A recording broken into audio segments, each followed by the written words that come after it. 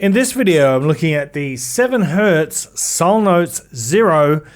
We're going to figure out why is this IM getting hyped so much, or why has it been hyped so much? Does it justify the hype? What the hell is going on with this thing? Let's get it.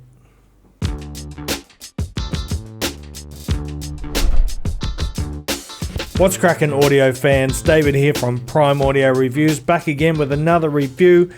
Look, here's the Salnotes Zero box. Now, this IM we're looking at today, we're talking about $19.99 or $20.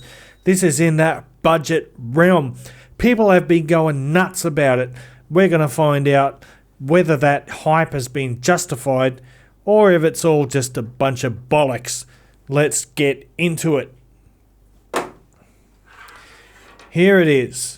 These are the shells. We'll look at those in a minute. First of all, it comes with a detachable cable. Now, the cable itself is actually not too bad. It is, well, there it is. I don't know what to say. It handles okay. It's a little bit stiff, but it doesn't have microphonics or anything. It's pretty strong. You can swap it out if you want to, but it's for a $20 IM, it's not a bad cable at all. But the main thing about it is detachable, so you can change it out if you want to. Let's have a look at the shells now, and we're looking at acrylic shells. Come in a couple of different colors. I can't remember what the other ones are, but yeah, you got this plastic shell with a stainless steel faceplate, or maybe it's aluminium. I read somewhere that it's stainless steel, but I find that a bit hard to believe. It could be true. And yeah, they look a bit blocky and awkward, but actually they're very comfortable. And I've worn these for multiple hour-long sessions without a problem at all. So very comfortable. You can see the 2-pin sockets there are flush. They're light. They're plasticky. I don't know what to say. They feel okay. They don't feel particularly cheap. Whether you like the look or not is going to be subjective. I think they look okay. But by the way, these have got a single 10mm dynamic driver in there, and you don't need any amplification with these. They'll work okay straight out of a phone. If you've got a little dongle DAC dangling off your phone, that'll be fine too. But give them a nice source and you might be surprised what you get, but I'm getting ahead of myself.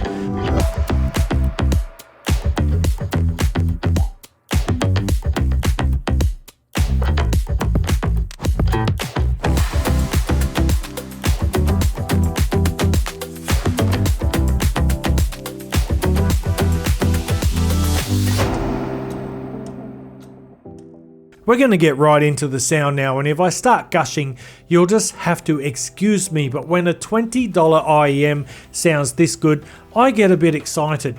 The Zero here has a balanced sound signature with a fairly even spread of bass, mids, and treble.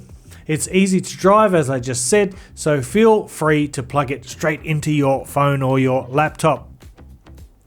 But really, it's the tone and the timbre that makes this budget earphone stand out in the crowded budget space.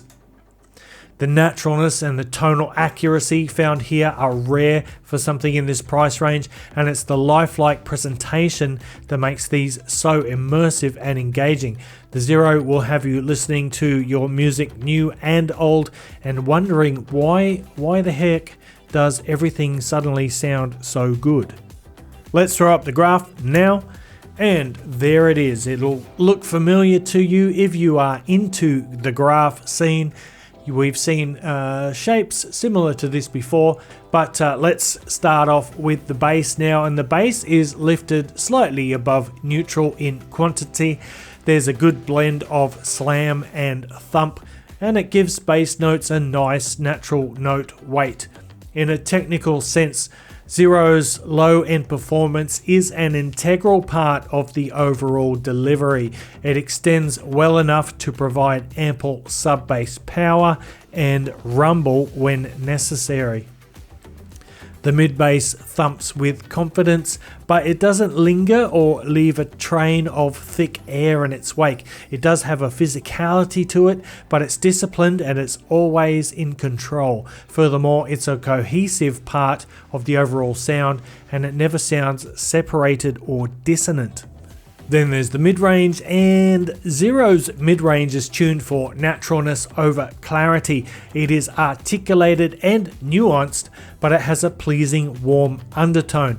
As a result, instrument and vocal notes have a neutral note size, but it's organic and transparent. There is clarity in the mid-range, but the focus is on musicality and tone. Despite that, however, this mid-range on the Zero performs well in a technical sense too, with good instrument separation and spacing. Vocals are placed up front and they rise clearly above everything else. Now this makes them engaging, but it leaves enough space around that center image for other layers within the sound.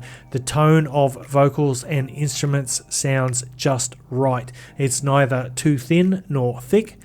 There's a subtle lift in the upper mids that adds presence and vitality to the mid-range, but without any shoutiness. Most of the treble focus is on the lower treble range, and the treble peaks at around 4 to 5 kilohertz and then it rolls off steadily from that point. It kind of sits just behind the upper mid-range in terms of forwardness in the presentation, and it's fairly sprightly but generally smooth in nature. It's a gorgeous treble tuning and it has a hint of warmth that gives it its natural tone. And despite its smoothness, the treble is adept at revealing details, not really so much by being bold and upfront in its presentation, but simply as a result of the treble's evenness. So sure, it might not be the most glamorous or sparkly of trebles, but it's easy on the ears and it's free of sharpness. I think it's a wondrous treble and it blends naturally because of its great coherency, and it finds an ideal balance relative to the mids and the bass. So how does it perform with regards to technicalities, I hear you ask? Well, Zero's soundstage it's fairly modest in dimensions, but it has an almost even mix of width and depth. And although it's not particularly wide, the depth of the stage enhances its layering and imaging ability. So you get that nice round space. It's a very natural sounding stage. The instrument separation is better than most IEMs in its class, and this improves the overall resolution and lets more details filter through. While it can't compete with more expensive IEMs, it's quite exceptional for a $20 earphone. Now, time for a couple of comparisons, and I'll start with the Moondrop Chew because it was my top $20 pick before the Zero came along. That's a bit of a spoiler, but you probably knew that was coming. So let's talk about it. The Moondrop Chew shares a similar frequency response to the Zero. It's fairly similar indeed actually, but it is a tad leaner in the lows and it's brighter in the highs, or more forward in the high frequencies. As a result, the Chew's detail retrieval might be just slightly better, but the prize for the most natural tone goes to the Zero. In addition to having slightly more detail, the Chew is more inclined to get a tad shouty in the upper mids. Chew's treble is also more forward, making the Zero a better choice for treble sensitive listeners. Like everything, personal preference will determine which of these IEMs sounds the best to you. Objectively, however, it's hard to deny the extra benefits that Zero's detachable cable brings along. It adds longevity in the case of a cable failure, and it also adds customization choices, like if you want to swap out the stock cable for something more aesthetically pleasing or sonically pleasing even. So as much as I love the Chew, already it has been surpassed in my opinion by the Zero, which just sounds a bit more natural. It has a bit more low end oomph to it, and that detachable cable is a game changer as well. And now let's have a look at the Blonde BL03. I tell you what, This cable is horrific. It's about as bad as you can get. Man, this thing, oh, don't even get me started on that. But you change out the cable, these are magic. They were when they were released, and they still have that magic today. But you know, I think of the Zero here, the Salnotes Zero, as kind of the 2022 version or variant of the blonde BL03. It's got the same kind of magic, that same kind of X factor that just makes you sit up and take notice and be like, wow, is that really coming from a budget IEM, that sound? But the Zero is kind of more in line with the current trend of things where, you know, you get a tighter bass, you've got slightly leaner sound with leaner note size and more detail and clarity throughout, whereas the BL03 kind of has a warmer tonality compared to the Zero. It's got a thicker lower mid-range, a richer, if you will, lower mid-range, and mid-range in general is a bit warmer and a bit thicker. It's a very emotive mid-range. On the BL03, it's kind of it's emotional, it's romanticized a bit, and at the same time it's got that same kind of fairly relaxed treble, even more so than the Zero, even though the treble looks similar on the graph, because you've got that fuller low end that kind of takes the edge, or it balances out that treble a bit. So there is less treble presence on the blonde than there is on the Zero. These are both so great, especially in the context of the price they come at. It's just absurd the amount of quality I've got here. You really don't have to spend much money to get yourself some amazing sound.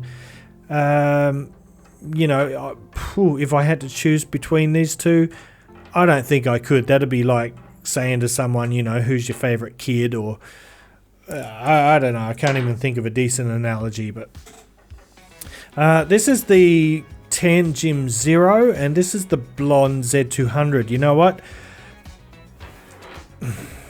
Enough said. Okay.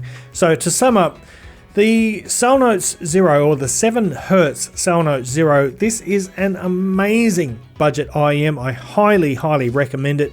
It is just so good. Like the first day that I tried these out, I put them in my ears, started playing music, and I was like, oh dang, these are not bad.